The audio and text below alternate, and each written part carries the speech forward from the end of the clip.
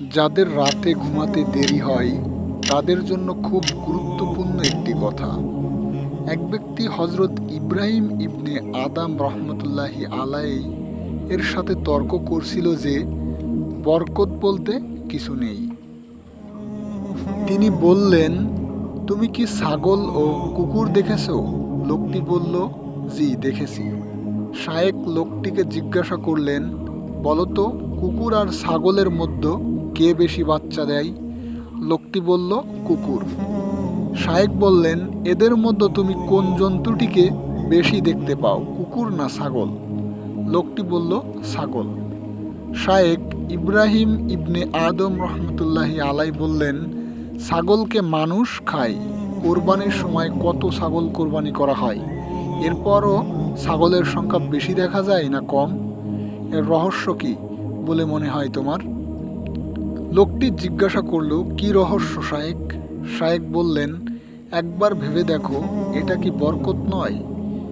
লোকটি বলল, তাহলে এর কারণ কি যে ছাগলের মধ্যে বরকত হয় আর কুকুরের মধ্যে বরকত হয় না? শায়েক বললেন, এর কারণ হলো ছাগল সন্ধ্যা হতেই ঘুমিয়ে যায় আর ভোরে জাগ্রত হয়। এই সময়টাই হয় রহমত ও বরকত বর্ষণের মুহূর্ত, ফলে তার মধ্যে বরকত হয়। আর কুকুর সারা রাত জাগ্রত থাকে, ফজরের আগে ঘুমায়, তাই সে বরকত থেকে বঞ্চিত থাকে। একটু চিন্তার বিষয়, নবীজি সাল্লাল্লাহু আলাইহি সাল্লামের সুন্নত হলো এশার নামাজ পড়ে ঘুমিয়ে যাওয়া, শেষ রাতে জাগ্রত হয়ে তাহাজ্জুদ পড়া। কেননা আল্লাহ রাতের শেষ তৃতীয় অংশে প্রথম আসমানে নেমে এসে বান্দাদেরকে দোয়া করার জন্য, ক্ষমা চাওয়ার জন্য ডাকতে থাকেন। আর আমরা সারা রাত মোবাইলে, ইন্টারনেটে হারাম কাজে ব্যস্ত থেকে ঠিক এই সময়ে ঘুমিয়ে পড়ি, আর ফজরের তো খবরই নেই। আমাদের মধ্যে এমন অনেকেই আছেন যারা যখন শোনেন মসজিদের ফজরের আজান হচ্ছে ঠিক তখনই তারা ঘুমাতে যান।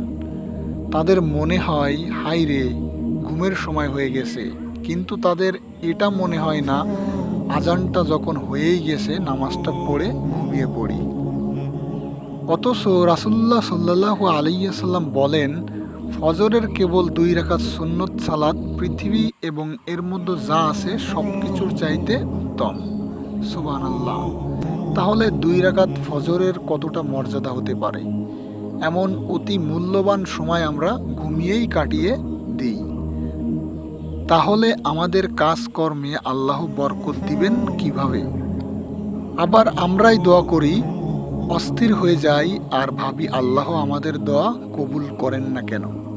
কিন্তু যখন আমাদের হাতে মোবাইল ছিল না তখন সময়টা এমন ছিল না। আগের দিনের মানুষ সন্ধ্যার একটু পর পর 7-8টার দিকে ঘুমিয়ে যেত। স্বামী স্ত্রী রাতে ঘুমানোর আগে অনেক গল্প করতেন। অনেক লম্বা একটা সময় ঘুমানোর পরে তাদের ভোর 5টার দিকে উঠতে কোনো সমস্যা হতো না।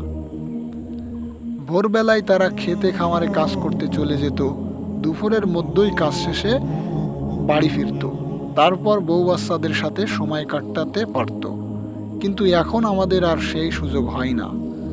ঘুমের সময় ছাড়া আমরা আর কেউ কাউকে বেশি একটা সময় দিই না, শুধু কাজ আর কাজ।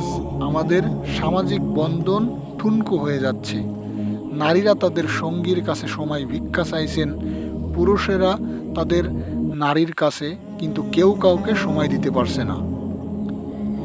তাই আসুন আমরা এখনই নিজেকে পরিবর্তন করি, আল্লাহর বিধানসমূহকে যথাযথভাবে গুরুত্বের সাথে পালন করি। তাহলে আশা করা যায় তিনি আমাদের দোয়া কবুল করবেন এবং কাজকর্মে বরকত দিবেন ইনশাআল্লাহ। মহান আল্লাহ তাআলা আমাদের সবাইকে বুঝার তৌফিক দান করুন। আমিন।